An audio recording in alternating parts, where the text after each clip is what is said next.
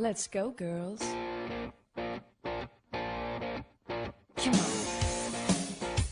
From New York City to Los Angeles, Powered Up with Beck and Franklin is giving women of all ages permission to live the life they've always dreamed of. Why live in black and white when you can choose the brilliance of 3D and Technicolor? Each week, Sandra Beck and Linda Franklin and their high-powered guests will be here to cheer you on, to share their challenges, their successes, and what they've learned along the way. It's all about women supporting women. The stories and practical tips on sex, beauty, money, and so much more are designed to help you reconnect to the powerful woman you are. Fabulous knows no limits. Now it's time for you to expand your boundaries. Here are Sandra Beck and Linda Franklin.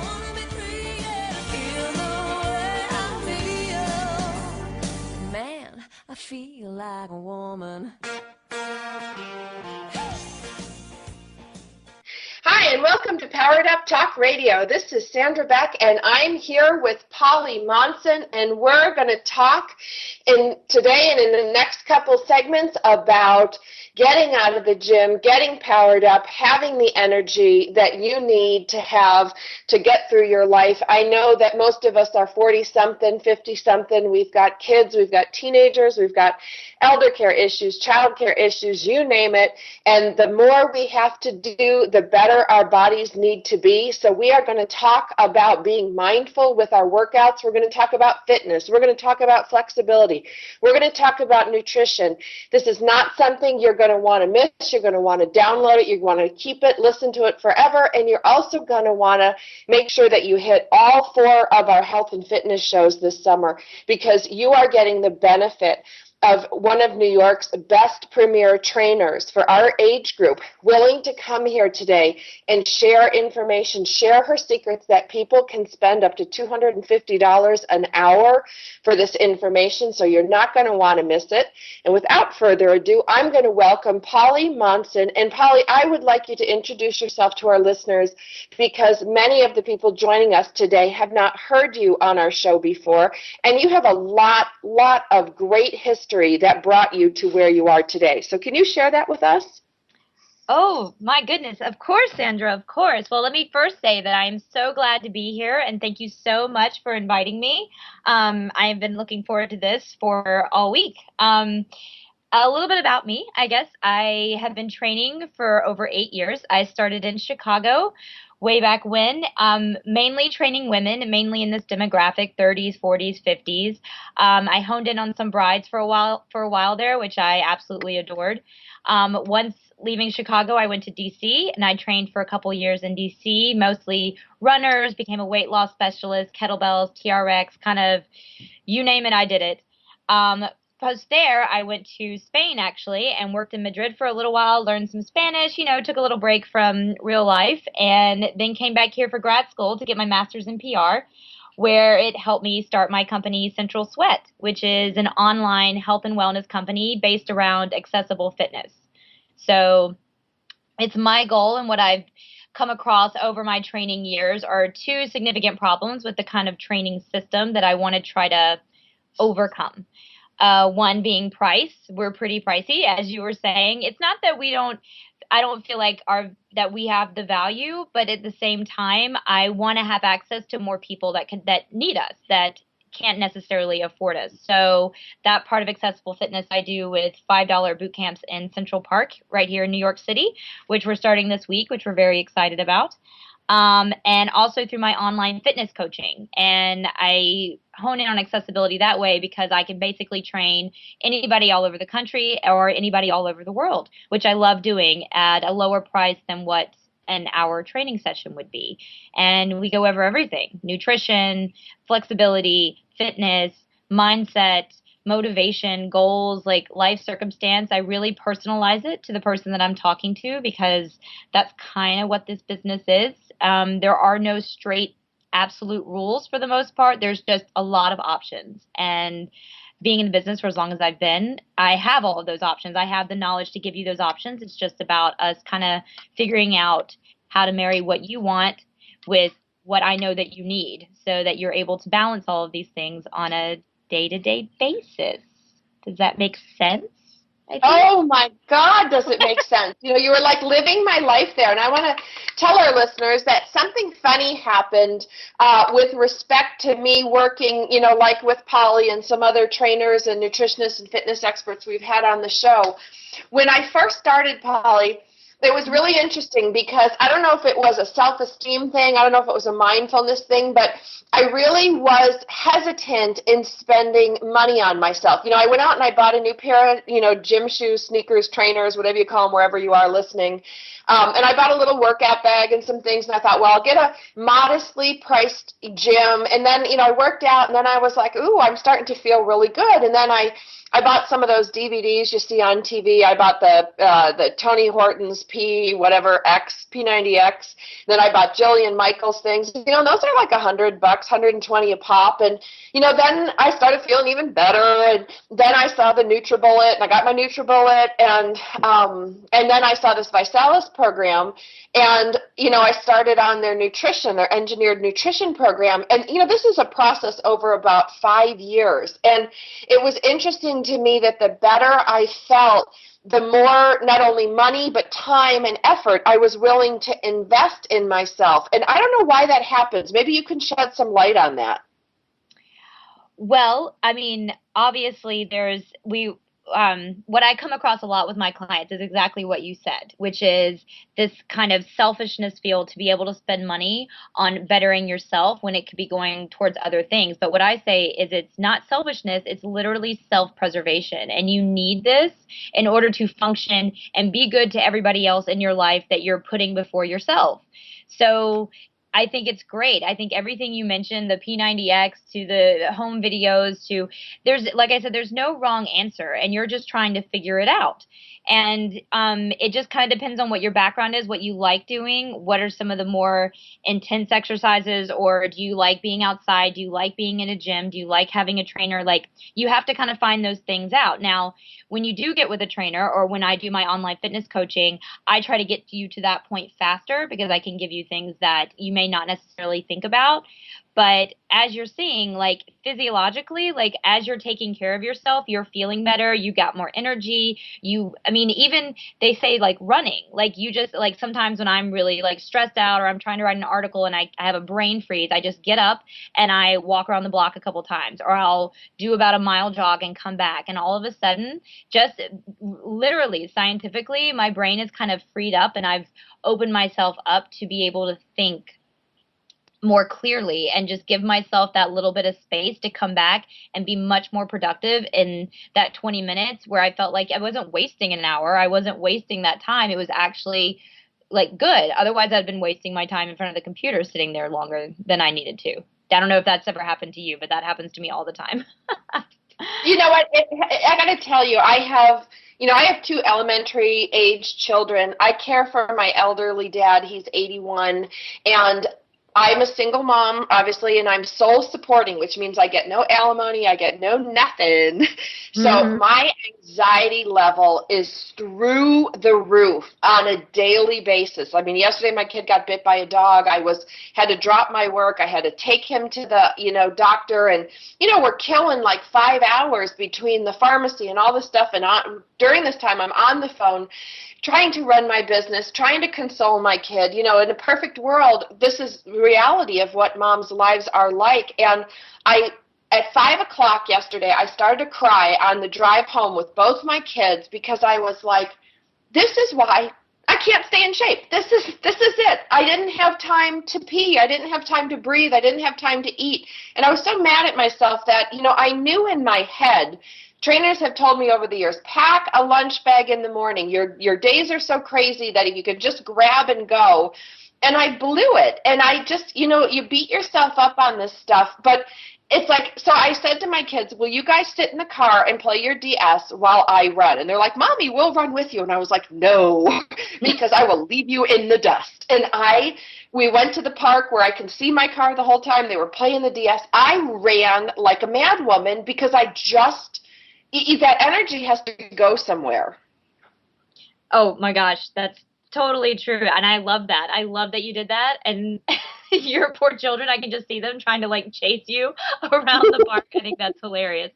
No, and you're absolutely right. And the first thing I would say in those moments, because we all have them, is that just take a breath. And that fitness and your healthy lifestyle and your overall well-being is more than just a workout, a missed workout, a gained workout. It's more than the slip-up donut that you have in the morning. It's more than the extra couch time that you take or the morning that you didn't get up for the run.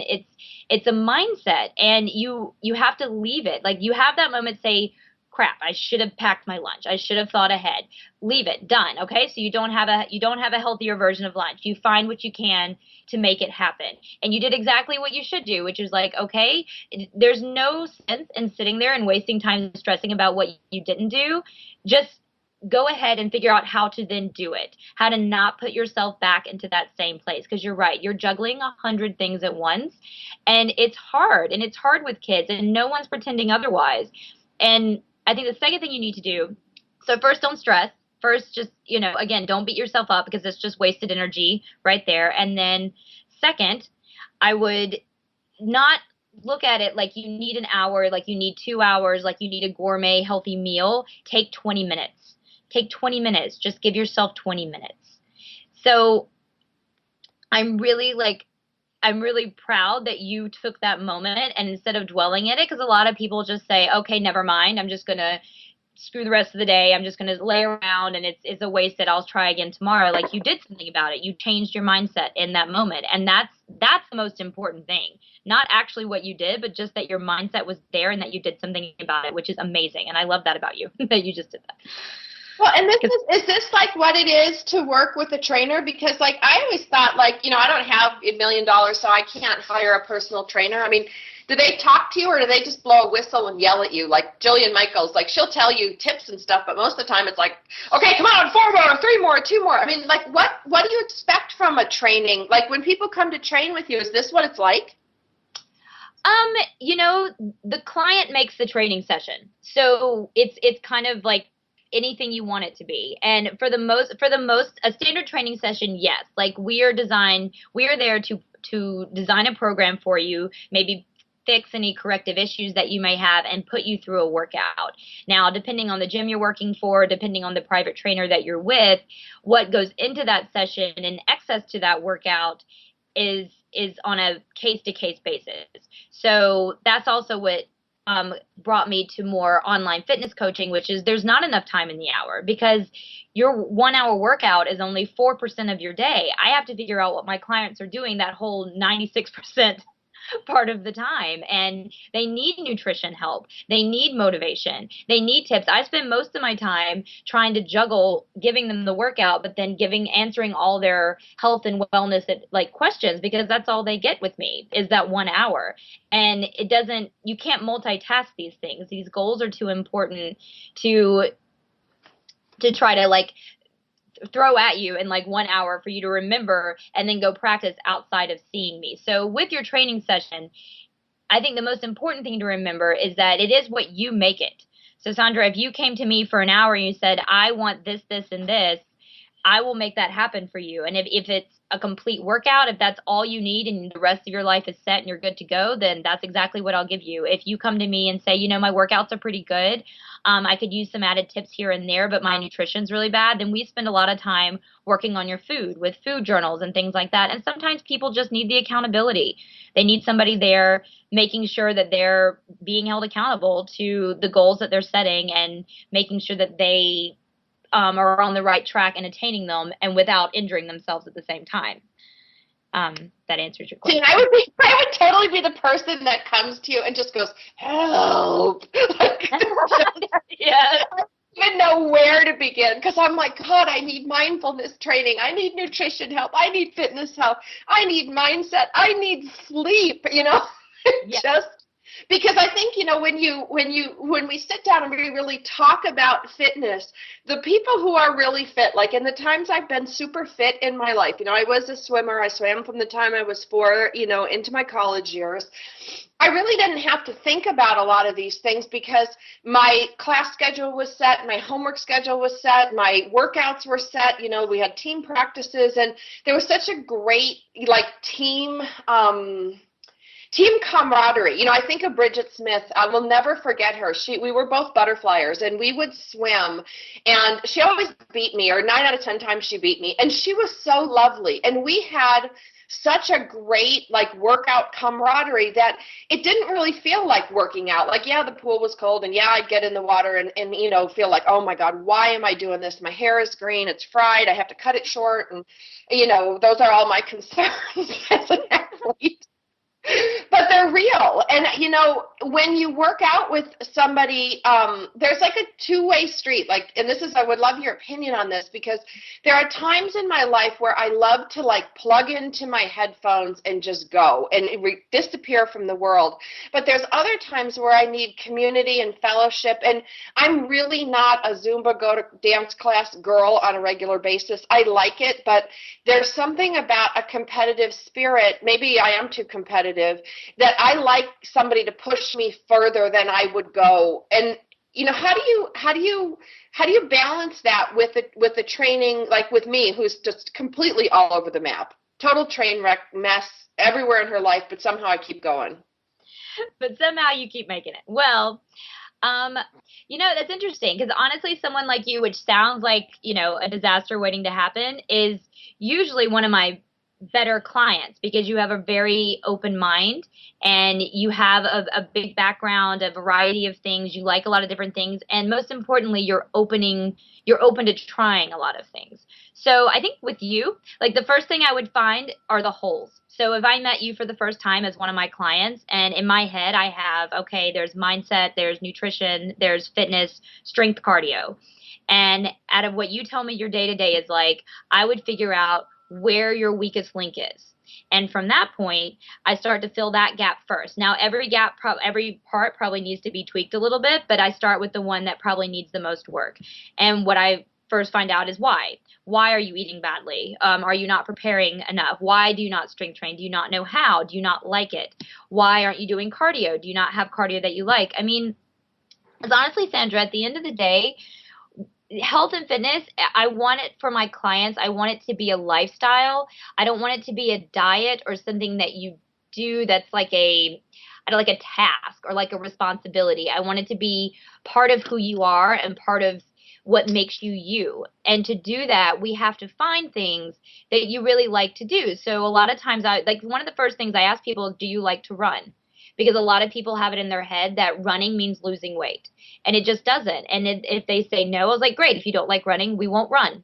That's not something I'll prescribe for you. If you're not that great with Zumba, if you don't feel comfortable doing it, don't do a Zumba class. And that's kind of the beauty about this industry, is you do have 100 options. You do have a gym, home videos, trainers, boot camps, classes, dances, like all of these things that, I mean, there's a plethora of things, and you probably have to get about 150 or so minutes a week of cardio in. So why not make it something that you love doing, like running around a park, for instance, or just going, or swimming, or rowing a boat, or chasing your toddler around the backyard. That's definitely cardio. Your heart rate is probably definitely getting up there if you're chasing that toddler and then throwing him up in the air or something. That's a workout.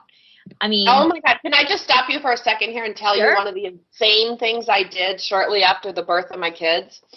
So, you know, I get divorced when my kids are 6 months and 3 years old, you know, and I'm going to be on my own for the first time in, 10 years. And I thought my workout would be, because I, of course, read this in a magazine, and I'm a magazine junkie, and I rip out workouts. I never do, but I love to look at them. And I did what my toddler did. Like, my kid was like 2.5, 3 years old. So whatever he did, and we had a lot of fun with this to mimic it, but he would lay down on his back. I would lay down on my back. He would sit up. I would sit up. He'd roll over. Oh, my God. In like 8 minutes, I was gassed. was the most incredible workout. And recently, and you will love this because I thought this was unbelievably amazing. I was doing that 10,000 step thing, where you wear the pedometer to see if you can hit 10,000 steps a day. Because I work on the computer primarily, I sit a lot.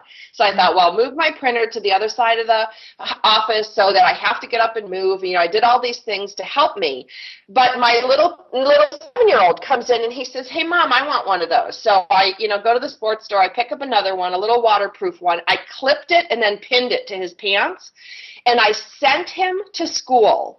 And from 7 o'clock in the morning to 7 o'clock at night, that little monster took 23,000 steps.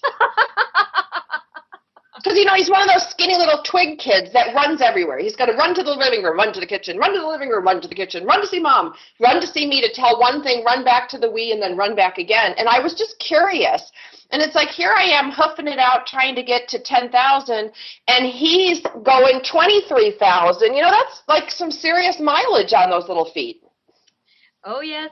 Oh, yes, that's amazing. It is funny to watch their endurance. And the best thing for us is when they're in that repeat stage. I can't remember exactly what stage it is. It's like age 3 or 4 where they don't want it done once. They want it done like 50 times. So, and it's always the most cumbersome thing to do with them, like spin them around or throw them in the air or like sumo wrestle, pretend, like any sort of game where they're being tossed around and you're having to haul their body weight in one direction or the other. They want to do 100 times.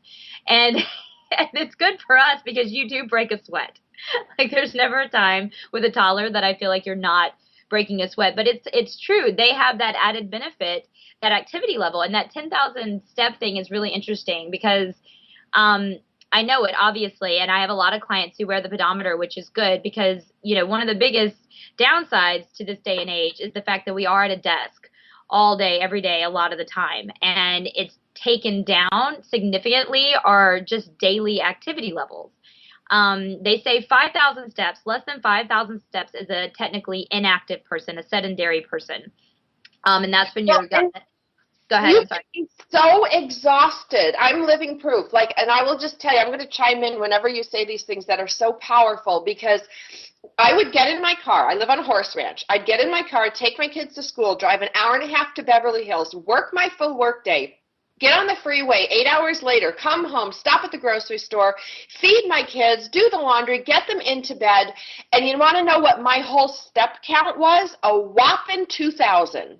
So I'm considered a couch potato, by that standard, even though I am busy all day. But you're right, I'm burning brain calories, but my body's just sitting there getting fat on the freeway. Pretty much. I mean, it's the one advantage we have as city people sometimes is we walk everywhere a lot more than people that are forced in the suburbs and other cities to use the car from place to place. So it is, I know it is frustrating, but it's also, I don't know. I find the positive end of this is that I don't feel like you should marry to that idea either. The 10,000 step thing is definitely, it's a good goal. It's a good way for people to gauge what they're actually doing. But is it the end all be all? No. You're still burning calories. You moving is burning calories. Your body digesting food is burning calories. You're burning calories when you sleep. So there's a lot more to it than just this 10,000 steps. And it's a good thing, I think, and mindset to have, because you don't want to marry yourself to one rule, because if you don't accomplish that rule, then you feel like a failure. I do it with my clients all the time. They always ask me, I say, okay, do 10 push-ups. And they're like, well, I'll say maybe do, I don't know, bench press, and how many? And I say, well, I usually don't like to tell you how many, because if I tell you 5 and you can do more than 5, you'll just quit at 5 because I said 5. Or if I tell you 5 and you can only do 3, you're going to feel like a failure because I said to do 5 and you can only do 3. It's kind of the same thing with weight. When people weigh themselves and you've lost 5 pounds, you're like, yay, where's my cheeseburger? That's my reward. Or gain 5 pounds. God, I'm in my bathroom? What are you, standing behind the towel? I don't know. It's just that mentality where that's why I hate sticking to numbers. I'm just such a more mindset. How are you feeling in the moment? How are your energy levels? Are you tired? Are you cranky? Do you feel dumber on a day-to-day basis? Are you exhausted? How are your sleep patterns? Like, all of these things are really what matters, because it goes down to, it's much more than surface level, you know, and like how you look, and it's really about how you feel, because somebody can spend an hour in a gym and walk out feeling 5 pounds lighter than when they walked in, and it has absolutely nothing to do with being 5 pounds lighter, because that's not possible, if that makes any sense. It does. And I would say, like, the biggest benefit that 10,000 step pedometer thing gives me is, and I know this sounds really ridiculous, but like, I clip it to my sports bra, so I'm always banging it, you know, and it's like, and it pokes me in the boob, and it's like a reminder, hey, what are you eating? Hey, how long are you sitting? Hey, can you park your car at the end of the parking lot for the school and walk and get your kids, rather than sipping your latte through the drive-through pickup for your kids? You know, it's little things like that that really make a big difference. You know, and I know people have used bracelets or rings, but I'm such a klutz. Like, I would cut my hand off. It would catch in something if I always wore like a reminder bracelet. But I think especially with really busy people like me, juggling elder care and child care issues, juggling a company, juggling these shows, there's got to be some sort of reminder. And I think that's what you're talking about. Like, when you talk about, you can't control what your client does, you know, the 23 hours they're not with you when you train them for an hour, or if they train with you once a week, the other 8 hours, or 7 days, 6 days a week, I guess. Math is not my strong point. But it's, how do you keep all that stuff in your head? You know, and you talk about making it a lifestyle. And I think, you know, when we come back after this segment, we're going to talk about, like, what does a healthy, fit lifestyle look like? Because lifestyles look so different today. And you live in New York, so you've got, you know, you've got different cultures, you've got different age groups, we've got single parents, we've got parents living together, we've got same-sex parents, we've got, you know, immigrant parents, we've got single people. You know, everybody has this different life, but there's got to be some commonalities in a healthy lifestyle. Do you think so, Polly? And I know we'll get into more of this after the break.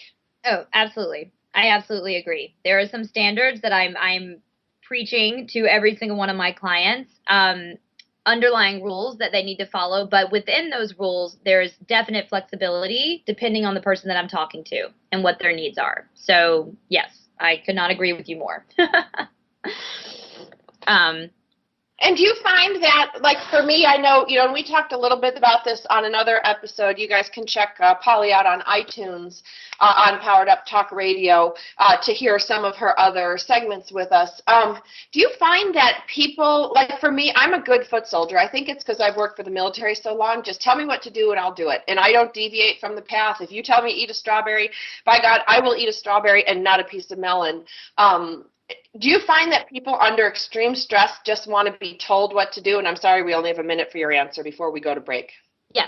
Yes. People, especially people in jobs that they're telling other people what to do, most time in the day, they want the hour to just escape and detach and let somebody else take the reins.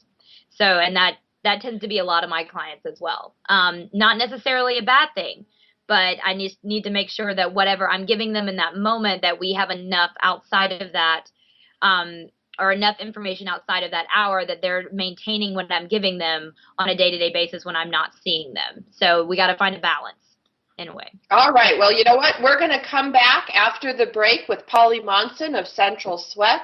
She is a New York City-based trainer, fitness, wellness expert who has a master's degree. I love smart girls.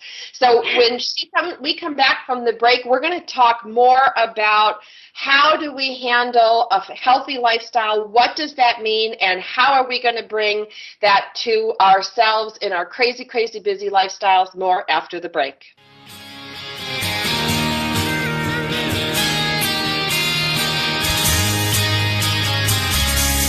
We've got lots more Powered Up with Sandra Beck and Linda Franklin after these messages. This is for all you girls about 42. Tossing pennies into the fountain of youth. Join us for Healing with the Marika Method. This is an amazingly informative show to help heal people as well as their horses, dogs, and cats.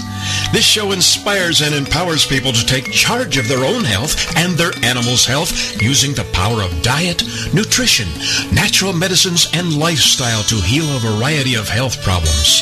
Learn how food impacts all physical and emotional health conditions and how diet and natural medicines are used to heal the body, mind, and spirit. Marika is a health and nutrition specialist, homeopathic practitioner, a gifted medical intuitive and healer, and an author and educator with over 2 decades of experience in clinical practice for people and their pets. Join our host, Marika Vandewater, every Wednesday at 1 p.m. Central Standard Time right here on the Rockstar Radio Network. Are you looking for something more in your life or business? More success, more stability, more happiness? It's all out there waiting for you, but it doesn't just happen. You've got to go get it. Make it happen with Michelle McCullough, where motivation and strategy intersect. Michelle is a serial entrepreneur, acclaimed speaker, and the Woohoo Radio Network's resident business and success strategist. Michelle has the smarts, strategies, and experience to help you improve your life and take your business to the next level. You've got big dreams. You've got big vision. Now it's time for you to make it happen.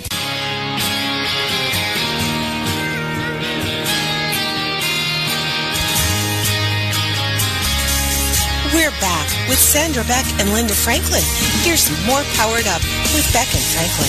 This is for all you girls about 40. Okay, we are back, and we are here today with Polly Monson, and I got to tell you, Polly, I dig these shows. I learn so much. I feel like I'm getting, like sometimes I have therapists on. It's like my free therapy hour. This is like my free training hour, and I just want to thank you for being here today, because the information that you're bringing to anybody who listens to this show, they're going to walk away with something valuable. I've already walked away with so many great tips from the first half of the show. For those of you that are just picking us up right now, you're going to want to listen to the first half of this show. You're going to want to listen to our other episodes. Our guest today is Polly Monson of Central Sweat, and you can find us on iTunes under Powered Up Talk Radio. You can find us at powereduptalkradio.com. You can go to our host station in Texas, TogiNet, that's TOGINET.com, and you can listen to the recordings of Polly Monson and our fitness and wellness shows. We're really, really emphasizing getting out of the gym, getting out of our rut. When you're 40s, 30s, 40s, 50s, you've got so many obligations, and fitness has to become a lifestyle. It absolutely has to. I know that I wake up every day, and I'm not kidding you, I wake up every day, probably because I had an eating disorder at one point, but I wake up every day going, okay, today is going to be a good day. Today is going to be a fit day. And I really, really do try to work fitness into my day. But I'm finding, Polly, that if I don't schedule fitness, if I don't schedule healthy habits, I'm dead in the water. If I don't cook, like I do this thing on Sundays, Polly. I go to the markets. I take my kids to church.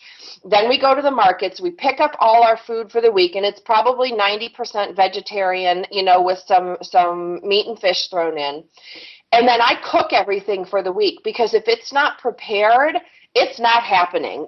I'm done at 5 o'clock. My kids are done at soccer at 5:05. I'm in the car, boom, bam, I'm over there. I don't have 90 minutes to prepare a meal every day. And I will tell you, if I have to clean another dish, this summer I made the commitment to kill a tree and use paper plates. But if I don't schedule it, it's not going to happen. Oh, I couldn't agree with you more. And let me first say, because you kind of bypassed it, but I thought it was like an amazing point you made, which is that you wake up with the positive mindset of this is going to be a good day. Like, even that, Sandra, is really hard sometimes for me to get across to my clients, to just wake up with just wake up with the mojo of like, I'm going to be able to conquer this today, or I'm going to have a good day, not a bad day, or not to be defeated within hour one. And I love that. Secondly, yes, you're absolutely right about the food. A lot of these areas really work better when you're proactive instead of reactive. And I know that I kind of preach a lot of like kumbaya and everybody should have fun. It should be a lifestyle, no stress. But at the end of the day, there is some work involved. to formulate your healthy lifestyle. You want to eventually kind of get to an autopilot form. Like your Sundays is kind of an autopilot for you. Like, you have Sundays to spend those 3 hours shopping and cooking for the week. That's amazing. I recommend that to people all the time. Take your Saturday or Sunday or any day that's really good for you, depending on what you do for a living, and take the time to prepare ahead, because it's going to take so much stress out of the rest of your week. And that's kind of the same thing with the scheduling of your workouts or your cardio sessions. I do this notebook with my clients. It's called the Fitness Mojo Notebook. And what I do for month to month is I schedule out basically their every day. Like, this is what a healthy lifestyle should look for you based on all of the answers you've given me in a questionnaire, talking about what you like, what you don't like, what you have access to, everything. And so basically every day you say, I give you what cardio you should be doing, what strength you should be doing, the food you should be eating. We're trying to break some bad habits. We're trying to create some good habits. Slowly but surely, over time, this starts to become, again, autopilot for you, or something that you just innately want to do and know how to do, and then you don't necessarily need me anymore. But it's exactly what you said. It's this proactive approach to planning ahead. And then after a while, it becomes an automatic, and that's what we want. That's what I think, if that makes sense. Well, I love how you put it so nicely. You're like, it's a proactive approach to planning ahead. And I'm like, it's brainwashing, Polly. That's what it is. And I will tell you, I'm going to tell you my little trick with I call them my brainwashing cards. And this is so ridiculous. But, I've been watching my kids. They have to memorize all this. And I'm just going to say it. Sorry, educational system, stupid stuff. They have to memorize the explorers. They have to memorize the state capitals. I can't tell you the state capitals right now. And I have a master's degree in sodium. And if I whipped a few of those states out there that nobody talks about, we wouldn't know the state capitals. But that was standing. We made these little index cards, and I would drill them, with their index cards on the explorers and on the state capitals. Mm-hmm. And it occurred to me, like, if I can brainwash my kids with this inane material, what if I brainwashed them with positive influence? And I used to do this thing in the bathtub with them. They would take a bath together because they're little, and they're similar ages. And I'd make them stand up and cover themselves with soap and bubbles. And then they'd go, I'm tough, I'm strong, I can do anything. And it's really funny because I started that when they were like 2 or 3 years old, I don't know why. I think it's fun to like brainwash your kids. But then they got older, and when my son was losing at soccer, he's like, I know, Mom, I'm tough, I'm strong, I can do anything, and then I thought, what if I brainwashed myself with the messages that I need to do? Like, I know it sounds silly, but that this is going to be a good day, this is going to be a fit day. That I wrote, and you got to imagine me with my, my little Sharpie markers in different colors and my little index cards like I'm in 6th grade.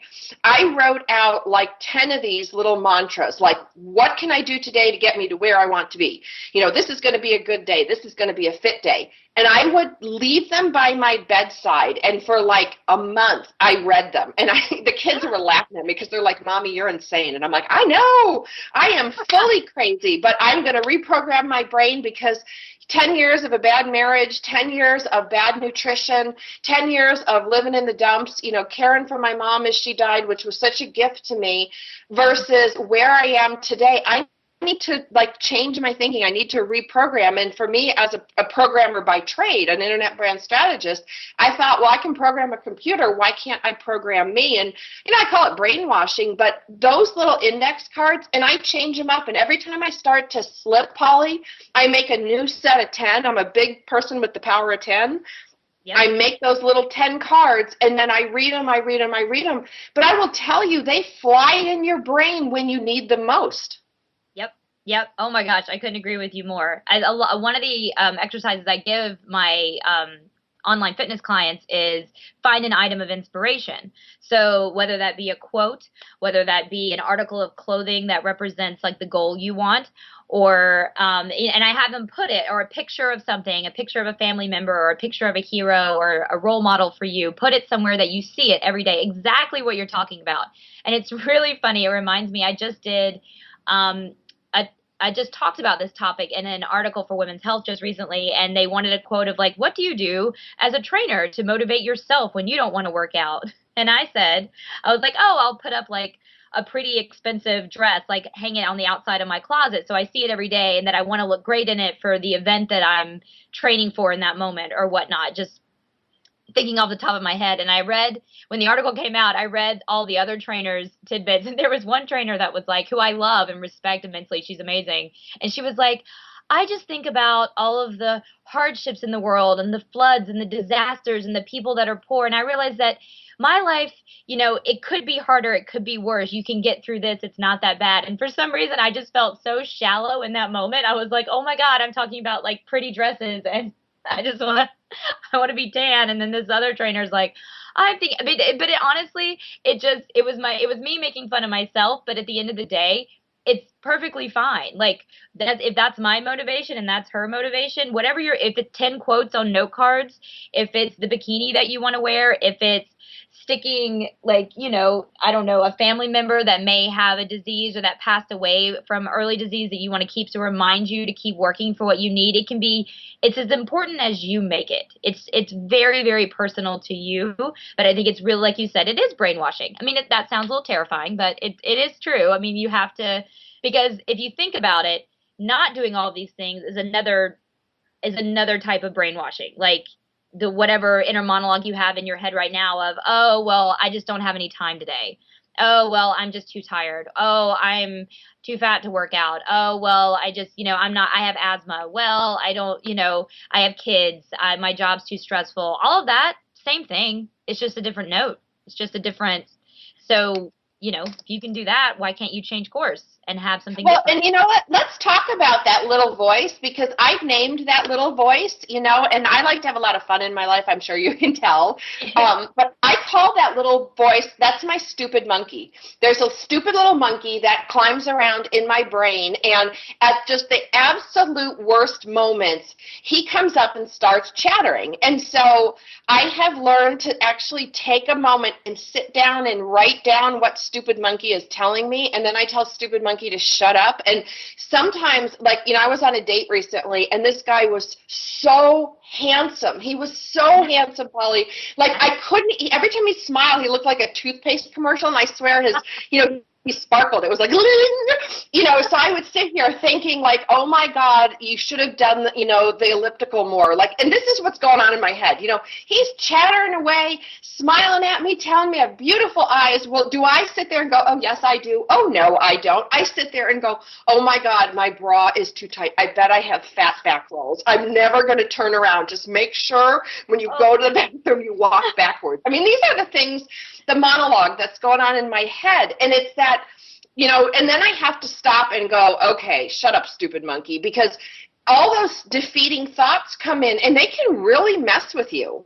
Mm-hmm. Oh, absolutely. I mean, it stops you in your tracks, and it makes you, and it's such a negative energy. And and the most important thing, I think, is what I try to get with my clients pretty quickly on is why.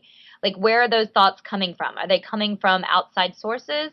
Are they coming from within just yourself? Like, have you had a history of this? Like, what is it about?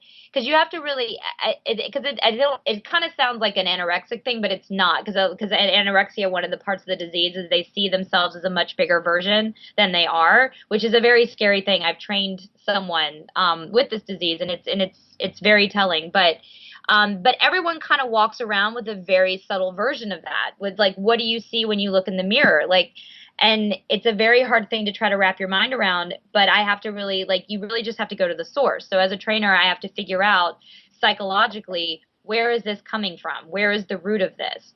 Because it's got to be from something. And as soon as you figure that out, then you get the monkey there to, you know, battle it out, to get it away, to start fighting it. Whatever it is, you just have to fight it. And but honestly, that's why you have a support system. That's why you have a trainer. That's why you have friends doing the same thing, because they're fighting with you. I mean, I think and Sandra, you probably know this, like one of the things with single moms or stay-at-home moms, or when you're kind of isolated with your kids a lot more, you lose that type of camaraderie or focus group or support that you may need to kind of say you're not in this alone, like you're not in this by yourself. I think one of the most important things you can have is a partner in crime. It's someone as a trainer, I have one. As a trainer, I have my best friend who's also a trainer, and come, hell or high water, we are there meeting each other at the gym, forcing a workout, because we still have to do that too, because our life struggles are very similar in terms of just trying to make money and working and personal life and travel, all of those things. Like, we have to make sure that, we stay healthy and focused as well. So, I think, the monkey, there's a metaphorical monkey inside, but then there can be a physical monkey, but not necessarily a monkey because it's actually a person. But people in your life that are going to support you making these better choices for yourself and be like positive affirmation over and over again and reinforcement for you. And anyone that's not, you don't need to, associate yourself with, honestly. I don't know. Well, and that's I want to talk a little bit more about this, because I think what you're talking about is so vitally important, because especially, when you're a stay-at-home mom, or you're like me, a working mom in technology where I'm on the computer all day and all I see are my kids a lot of times, you can really get way off in your thinking, and you can get way off in your perspective. And, when you talk about, the people, that you spend time with, you don't get a whole lot of, I'm going to say, you don't get whole lot of positive body interaction feedback from a toddler. You get a lot of Cheerios thrown at you, and you're like sitting here going, wow, I went to the top university in the country. I got 2 degrees, and really my life is reduced to milk in my hair and Cheerios down my blouse. It's tough on your self-esteem. And then you look down and you go, oh my God, there's a warm puppy in my lap, but it's not a warm puppy. It's you. It's your belly that made this baby. And you're supposed to say, oh, I love it. It made a baby. It's part of me. Oh, hell no. It falls over my pants. It falls over my bikini. It gets in my way. You need to go away. And, this is like a brief glimpse into what would happen in my kitchen.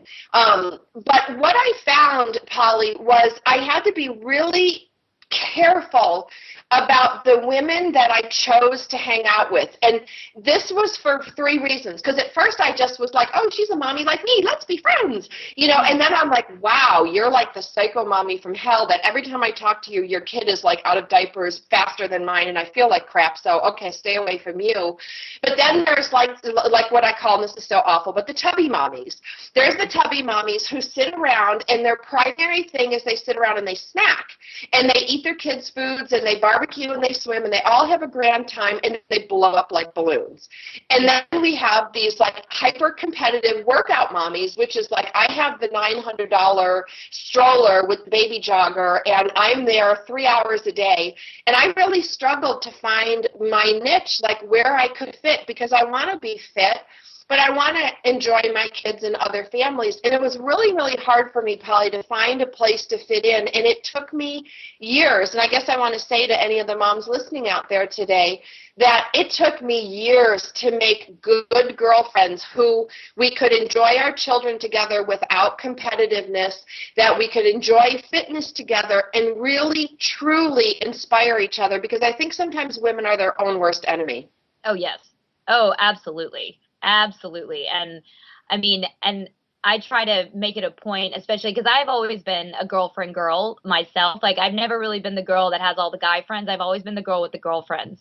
And I have some really amazing ones, but I'm pretty lucky in that sense. I have one that runs a whole women empowerment company in Chicago. And because I know, I've seen the negative side to women when they compete with each other. And you're absolutely right. And I love that you're saying all this, because you're so not alone. Like, you're so not alone, because I know both of those extremes. I know the extreme moms that have all the money, that can train 3 times a week and need their body back within 2 weeks after baby. And then I know the moms that kind of gave up a little, or they pretty much feel like their life is now dedicated 100% to their child, so they don't really care about themselves anymore in that sense. And it's almost defeatist in a way. Yeah.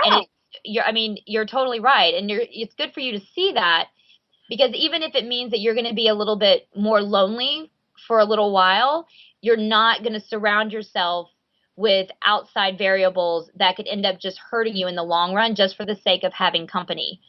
And I think that's great for you. And I think it does take a while, but anything worth having usually does. Takes some work and takes a while. And usually my first advice to people is, start with you. Always start with you, no matter what. What do you want? What do you like? And once you start to find those, like that interest for yourself, whether it's a yoga class or whether it's a walk around the park, you'll start to slowly be around people that are choosing that as well. And that's when you start to find those friends and those similar people, because you're going to share those similar interests. But you're right, it does take a lot, but it's just so important, because I mean, for me, I've always rather be alone than be around a negative influencer, or be around somebody that sucks the energy out of me instead of giving me energy. I don't know. Well, and can we talk a little bit about a negative influencer? Because some of them are really subtle, and I will tell you, I don't see, like, I see men more like, oh, I'm going to be negative influencer, boom, and it's pretty obvious, to the guys who put you down or tell you have a fat ass or whatever, things like that. But women are so subtle. Like, I can tell you, I was puzzled for a long time, Polly, because people would talk to me and they would be smiling and saying things to me that sounded good, but then I felt like crap. And I was like, is this me? Is this them? And there's always that subtle, like, especially like, I did kind of balloon up after my first baby, I'll be honest. I gained like 60 pounds between the baby and my fertility treatments. And so people would say to me like, oh my God, you look so good, glowing. Wow, that's like, oh, that's such a good color on you. And you really dress well, for just having had a baby. And I'm like, well, it sounded like a compliment, but it didn't feel like a compliment. And I'm like, I'm fat, get over it. I had a kid. Why don't you just help me? Yeah. I didn't say that to people. I just, would kind of walk away defeated. But it took me a while to stop listening with my ears and start listening with my heart, because sometimes these well-intended comments can really sting, and they might not be well-intended. And I'm going to just tell you a quick story. I did Krav Maga, which is Israeli martial arts, shortly after my divorce. And I did this primarily, Polly, because I had a lot of pent-up anger after my marriage, and, my birth didn't go the way I wanted. I had 2 premature kids. My mom's dying of cancer. All the dreams I had had about having a family, having children, having my mom there and my dad there, just kind of all imploded, went up in smoke. I find myself, with a dead mom, 2 dead dogs, and, 2 little kids on my own, at 40. Not really a great place to be. So needless to say, I had a lot of feelings, and these feelings would spurt out, like at school pickup, if I'd see the kids at 4th of July, intact families, like really weird places. So I thought, I need to go somewhere to get these feelings out. And a friend of mine recommended Krav Maga, which is this Israeli martial arts. I'm sure you have it there, but it's essentially throwing a big old tantrum in the middle of a padded room where you can cry and punch and sweat and kick and scream, just like a kid's tantrum. And I got to tell you, it feels wonderful. I would say that's probably one of my biggest healing things. But during that time, there was this thing we did where like 5 people stood around you with pads, and you got to punch the person in front of you, punch the people on the side, kick the people behind you, and you drip sweat, and I started to cry during this whole thing because so much emotion came out. And then we all got down on the ground and we started doing sit-ups. And during the sit-ups, this girl, this skinny little twig next to me who doesn't have children, looks at me and she goes, what is it you do for a living? And I just it totally crashed my mojo for the day. And I realized not everybody in my sphere of influence or my circle is going to be supportive of my recovery, of my whatever, my fitness. And there's going to be ones that are going to take pot shots to knock it down. And you could have taken it as a really nice inquiry to, what do I do for a living? But my heart told me ooh, danger, Will Robinson, this is bad. Get away. This is, yes. I could feel the meanness. Yes. And I just wanted to get your feelings on how do when you're working out, listening with your heart rather than listening with what people say. Absolutely. And definitely trust your instincts on this. Like you said, listen to your heart, not your ears. And my biggest thing with people, especially how I determine like actual, like real genuine friends is advice and comments. And what's the root? Is it objective or is it subjective? The people that are really close in my life, my practical family friends, are all capable of giving me objective advice, meaning that doesn't matter what's going on in their life and their issues, they advise me on what they feel like is in the best interest for me. And the people that you're talking about are giving you subjective advice or subjective opinions, which means that it's all about them. And based on what's going on in their life at the moment is why they're giving you the comment that you're getting. There's nothing that you did to this woman. There's nothing. It's just your existence. It's whatever's going on in that woman's life that forces her to give you a comment like that. And that's the stuff that you really need to like focus in on. Like, where is this advice coming from? Is it because you feel bad about yourself, because you're going through a bad breakup, because you're depressed, and this is why you're putting this kind of negativity on me? Because it's certainly not you. Obviously, from that story, you've done nothing to this woman to warrant that. And if you can separate that and see and make sure and understand the difference between those two, then you won't take that kind of stuff to heart and that negative energy, and you'll learn how to stay away from that and people that do that, and more towards the positive, objective energy from others, if that makes sense. It does, because what you tapped into was that vulnerability. Like when you're getting fit, especially when you're losing weight or losing baby weight, there's a huge vulnerability into it, because you've got to admit, that you've made some, wrong turns, or that you've made some choices. Even, having a baby is making a choice, to really affect your body. So there's a vulnerability there. And I just love that you acknowledge the vulnerability. Now, I need to wrap us up for this show. And girls, I need you to tune in. I need you to check us out on iTunes. I need you to go to TogiNet Radio or Powered Up Talk Radio. There are going to be 4 or 5 segments, actually 4 or 5 shows that we're going to do that are going to be, we're going to talk about mindset. We're going to talk about flexibility, workouts, nutrition, things like that. This is a very important health series. You're going to want to tune in. You're going to want to stick around. I'm going to say come back next week. I'm going to say come back and check us out, because this is training advice that is invaluable. And unless you can get to New York and hire Polly or hire her on the internet, you're not going to want to miss the next shows. Thanks, and we'll be back.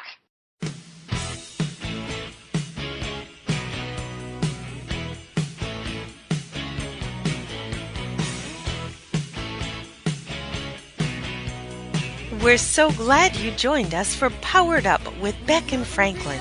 Sandra Beck, Los Angeles-based single mother and technology company owner, knows what it's like to be fit, funny, and fantastic in your 40s.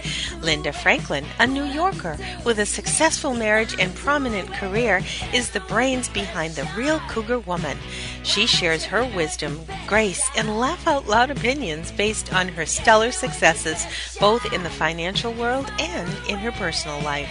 Check out our website, poweredupwithbeckandfranklin.com, and join us next week for another great conversation. We're here every Tuesday at 6 p.m. Eastern, 3 p.m. Pacific, right here on toginet.com.